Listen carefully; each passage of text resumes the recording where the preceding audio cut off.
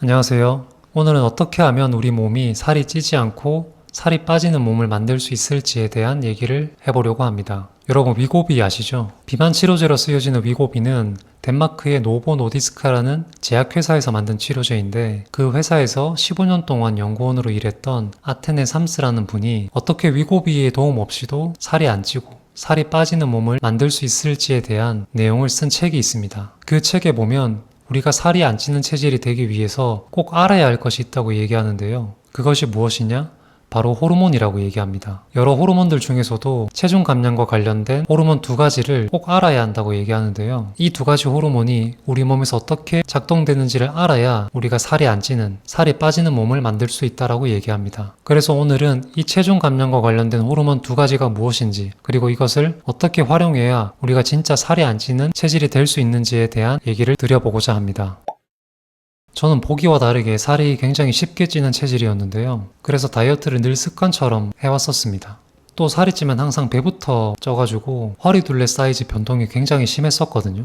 그래서 바지를 살 때는 항상 사이즈를 어떻게 사야 되나라는 고민을 많이 하곤 했었습니다. 살을 뺄 때도 이전에는 무작정 굶어서 살을 빼보기도 하고 또는 요즘에 잘 나오는 다이어트 냉동 볶음밥 같은 거를 먹으면서 살을 빼보기도 했었는데요.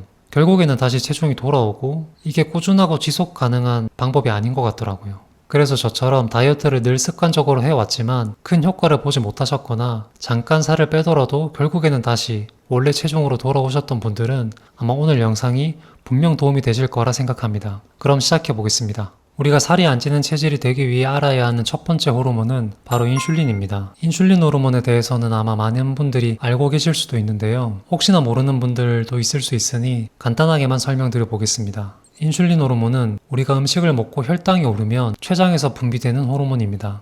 그런데 인슐린 호르몬의 별명이 지방 저장 호르몬이라서 인슐린이 우리 몸에 분비되는 동안에는 우리가 뭘 먹든 또 적게 먹든 대부분 다 살로 가게 됩니다. 그래서 음식을 먹을 때는 최대한 인슐린 호르몬이 분비되지 않는 음식을 먹어주는 게 중요한데요. 탄수화물이나 당이 많은 음식들은 최대한 피해주시고 양질의 단백질과 지방을 드셔주시는 게 좋습니다. 그런데 이렇게 신경을 쓰고 있음에도 별다른 변화가 없거나 오히려 살이 찌고 있는 분이 계시다면 이런 분들은 아마 인슐린 호르몬 자체에 문제가 있을 가능성이 있습니다. 혈당이 오르면 인슐린 호르몬이 혈당을 빨리 제거하고 더 이상 몸에서 분비가 되지 않아야 되는데 그러지 못하고 우리 몸에 계속 남아있게 되는 상태인 거죠. 그래서 이런 분들이 계시다면 애초에 인슐린 호르몬이 우리 몸에서 나오지 않도록 공복 시간을 길게 가져주시거나 또는 충분한 숙면을 취해주시거나 식후에 가벼운 산책을 해주시거나 또는 식전에 최대한 혈당을 올리지 않는 음식을 먹어주시는 게 좋습니다. 혹시나 간헐적 단식에 대해 좀 더 궁금하신 분들은 제가 최근에 올린 영상이 있으니 고정 댓글에 링크 확인해 주시면 감사하겠습니다.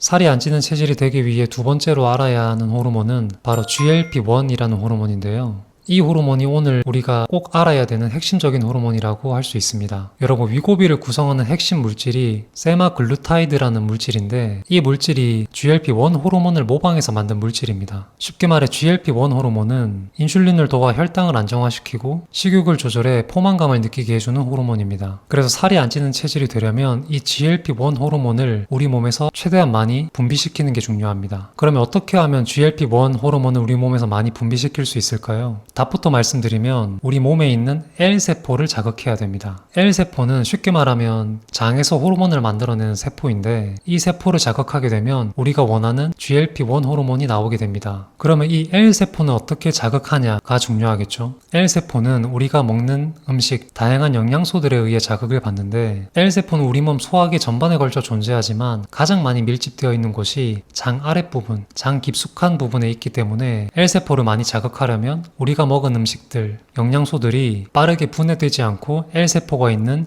장 깊숙한 곳까지 이동시켜주는 게 중요합니다. 그러면 아무 음식이나 먹으면 되냐는 아니고요. 되도록 가공되지 않은 음식, 그리고 다양한 채소류를 드셔주시는 게 좋습니다. 왜냐하면 탄수화물이나 당이 많은 음식, 그리고 가공식품 등을 먹게 되면 그런 음식들은 소화도 빨리 되고 흡수도 굉장히 빨리 됩니다. 그렇기 때문에 이런 것들을 먹으면 L세포가 많이 밀집되어 있는 장 깊숙한 곳까지 도달하지 못하게 되는 거죠. 그런데 채소는 섬유질로 둘러싸여 있는데 섬유질은 우리 몸이 흡수를 잘 못합니다. 그래서 채소를 먹게 되면 섬유질이라는 포장지 때문에 L세포가 있는 장 깊숙한 곳까지 내려올 수 있게 됩니다. 그렇게 장 깊숙한 곳까지 내려오게 되면 장 내에 있는 미생물들은 섬유질을 먹고 살기 때문에 미생물들이 섬유질을 분해하게 되고 섬유질 안에 갇혀있던 영양소들이 분출되어 L세포를 자극하게 되고 L세포를 자극하게 되니 GLP-1 호르몬이 분비가 되게 됩니다. 그래서 우리가 음식을 먹을 때는 영양 성분과 칼로리를 보는 것도 중요하지만 음식의 구조를 보는 것도 굉장히 중요하다고 얘기할 수 있습니다.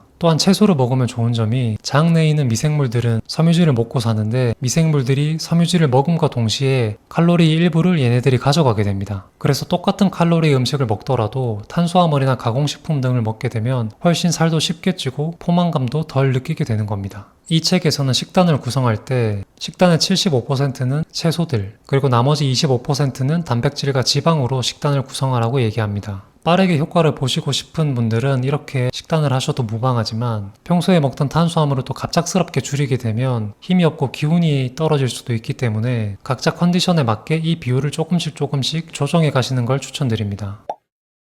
저도 사실 먹는 걸 굉장히 좋아해서 이 책에서 나오는 대로 일주일 내내 그렇게 식단을 하지는 못합니다. 주말이나 혹은 사람을 만날 때 또는 먹고 싶은 게 있을 때는 그냥 편하게 먹는 편입니다. 그래도 평상시에는 웬만하면 최대한 신경을 쓰려고 하다 보니 가끔 이렇게 먹어도 예전처럼 살이 쉽게 찌거나 그러진 않는 것 같습니다. 그래서 다이어트를 할 때는 최대한 꾸준하고 지속 가능한 그리고 스트레스 없이 할 수 있는 다이어트를 하는 게 중요한 것 같습니다. 이 영상을 보는 여러분들도 마음 급하게 먹지 마시고 천천히 스트레스 없이 건강한 다이어트를 하셨으면 좋겠습니다. 오늘 영상은 여기까지고요. 앞으로 다이어트 하시는데 최대한 도움이 되는 정보를 알려드릴 수 있도록 노력하겠습니다. 영상 도움이 되셨다면 구독과 좋아요 부탁드립니다.